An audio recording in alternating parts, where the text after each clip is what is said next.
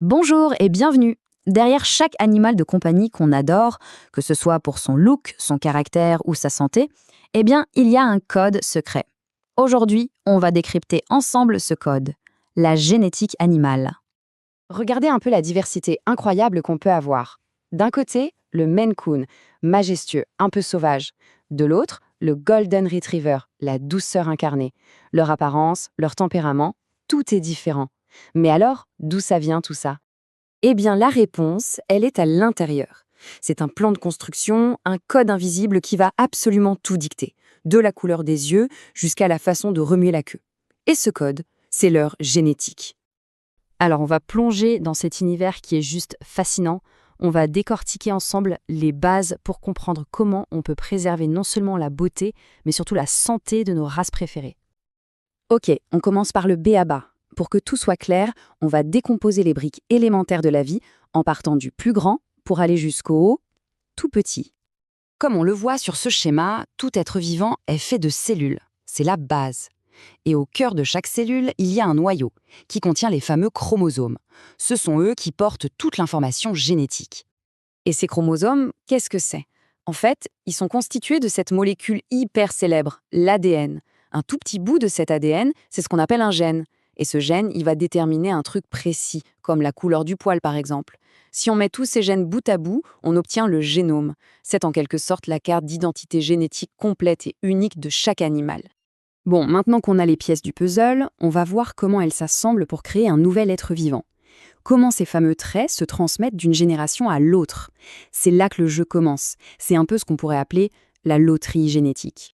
Le principe de base, il est super simple, c'est 50-50. Chaque parent donne la moitié de son matériel génétique.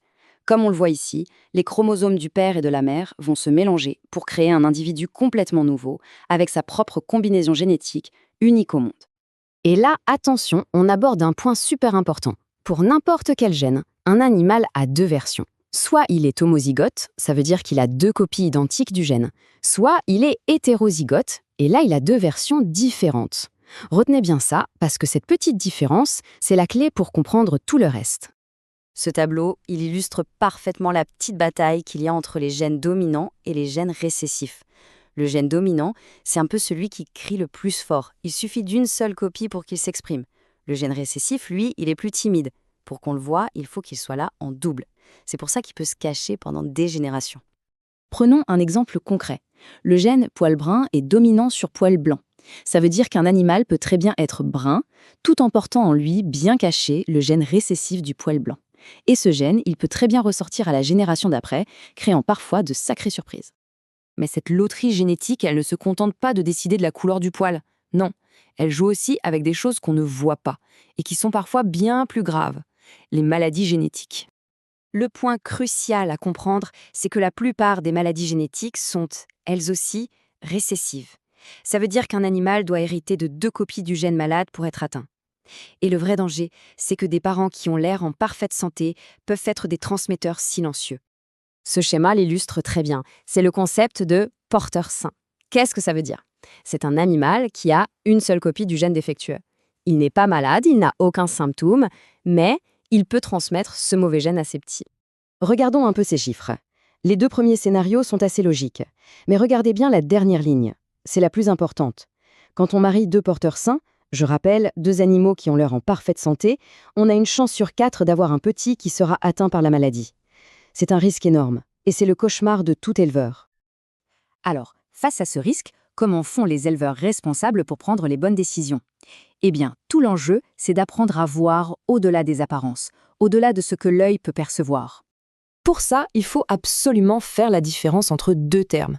D'un côté, le phénotype, c'est tout ce qu'on voit, l'apparence de l'animal. Et de l'autre, le génotype, ça, c'est son vrai code génétique, ce qui est écrit dans ses gènes. Cette image de l'iceberg est juste parfaite pour expliquer ça. Le phénotype, ce qu'on voit, ce n'est que la toute petite pointe qui dépasse de l'eau. Le génotype, c'est toute la masse gigantesque qui est cachée en dessous, l'immense potentiel génétique, bon, ou mauvais. Du coup, pour choisir leur reproducteur, les éleveurs ont en gros deux approches. La première, la plus simple, c'est la sélection individuelle. On choisit un animal juste parce qu'il est beau. C'est rapide, mais c'est un peu la loterie. L'approche la plus sérieuse, c'est la sélection sur l'ascendance. Là, on étudie le pédigré, l'arbre généalogique, pour connaître les qualités, mais aussi les défauts de toute la lignée. Parce qu'au final, l'élevage, ce n'est pas juste produire de jolis chiots ou chatons. Non, c'est une responsabilité énorme. C'est l'engagement d'améliorer et de protéger une race pour les générations à venir. Un accouplement bien réfléchi, ça vise plusieurs objectifs en même temps. Évidemment, le premier, c'est d'éviter les maladies. Mais c'est aussi de préserver le look de la race, son standard, de maintenir son tempérament unique, un chien de berger doit rester un chien de berger, et bien sûr, de s'assurer que les deux partenaires sont compatibles physiquement. Mais il faut rester super prudent. Certaines techniques d'élevage, comme la consanguinité par exemple, permettent de fixer très vite les qualités qu'on recherche. Mais voilà le piège, ça fixe les défauts avec exactement la même force. C'est vraiment une arme à double tranchant. D'ailleurs, voici un exemple très concret d'une pratique irresponsable qui est maintenant interdite.